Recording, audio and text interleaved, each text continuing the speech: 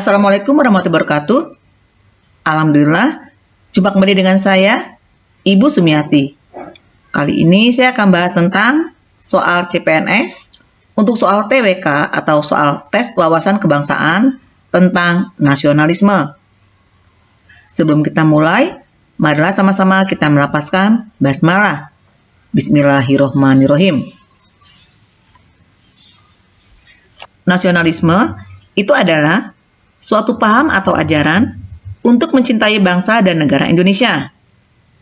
Nah, nasionalisme ini merupakan bukti kesetiaan dan kecintaan seseorang terhadap bangsanya sendiri. Sifat nasionalisme ini bisa dibuktikan dengan sikap dan tingkah laku masyarakat dalam berbangsa dan bernegara. Misalnya dengan mempelajari budaya sendiri, kemudian membeli produk lokal, menghargai perbedaan budaya, melakukan aksi nyata bela negara, dan lain sebagainya. Ya, pokoknya intinya nasionalisme ini merupakan bukti kesetiaan dan kecintaan seseorang terhadap bangsanya sendiri. Ya, nah sekarang kita akan langsung ke contoh-contoh soalnya. Soal 1. Kesadaran nasionalisme purba di Indonesia salah satunya ditunjukkan dengan A. Munculnya berbagai organisasi keagamaan di daerah. B. Meleburnya paham kedaerahan menjadi satu kesadaran nasional. C. Perang melawan kolonialisme nasional. D. Munculnya berbagai organisasi cendekiawan di berbagai daerah. E. Rasa tidak suka pada penjajah oleh imperialisme Barat.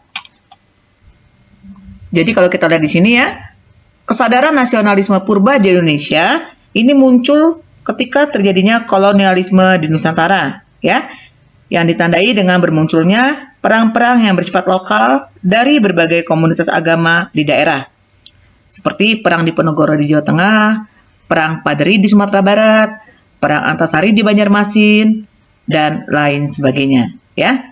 Jadi kalau kita lihat di sini, jawaban yang paling tepat ini adalah yang C. Perang melawan kolonialisme nasional.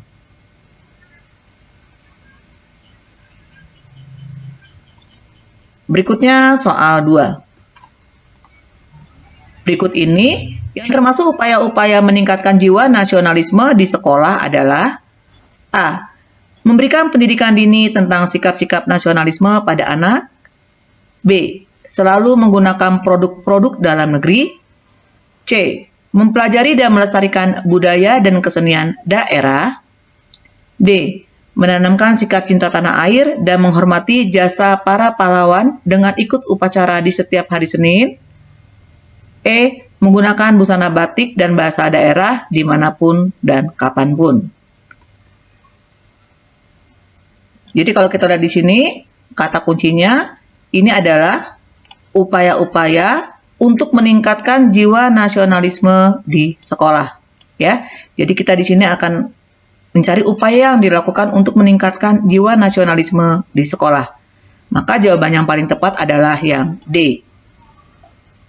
Menanamkan sikap cinta tanah air dan menghormati jasa para pahlawan dengan ikut upacara setiap hari Senin. Berikutnya soal 3. Semangat nasionalisme dengan berlandaskan pada nilai-nilai penting ketuhanan yang ditunjuk pada sila pertama Pancasila dimasukkan ke dalam alinea ke pada pembukaan Undang-Undang 1945. Ya, pilihan alternatif jawabannya A. 1, B. 2, C. 2 dan 3, D. 3, E. 4. Kalian cari jawabannya.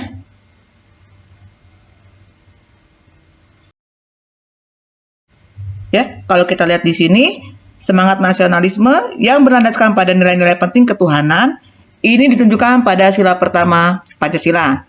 Dan ini dalam pembukaan Undang-Undang Dasar 1945 ada di alinea ke-3, ya, yang berbunyi, atas berkat rahmat Allah yang Maha Kuasa dan dengan didorongkan oleh keinginan luhur supaya berkehidupan kebangsaan yang bebas, ya. Jadi ini ada di alinea ke-3 pada pembukaan Undang-Undang Dasar 1945.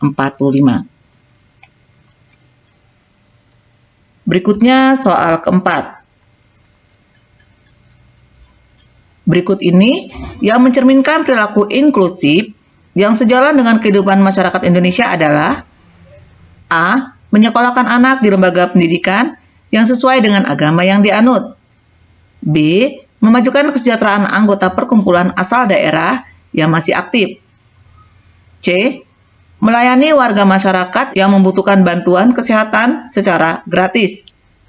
D. Selalu mengagung-agungkan kesenian dari daerahnya. E. Memilih pemimpin berdasarkan profesionalitas, bukan atas dasar primordial.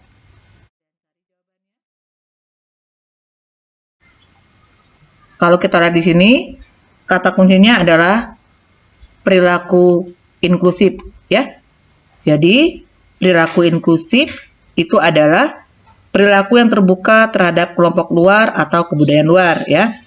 Misalnya melayani semua warga yang membutuhkan bantuan secara tulus, menjaga ketentraman masyarakat dalam mengamalkan ajaran agamanya, dan memilih pemimpin berdasarkan profesionalitasnya, ya.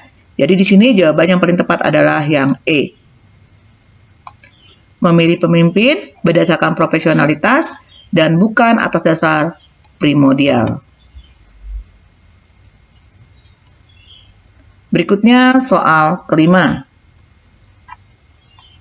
Bangsa Indonesia harus mampu menunjukkan eksistensinya sebagai negara yang kuat dan mandiri yang harus diwujudkan dengan cara-cara berikut, kecuali A. Menegakkan supremasi hukum.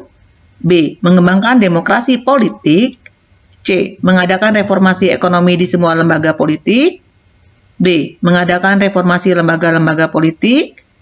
Dan E. Mengaktifkan peran masyarakat dalam arena politik.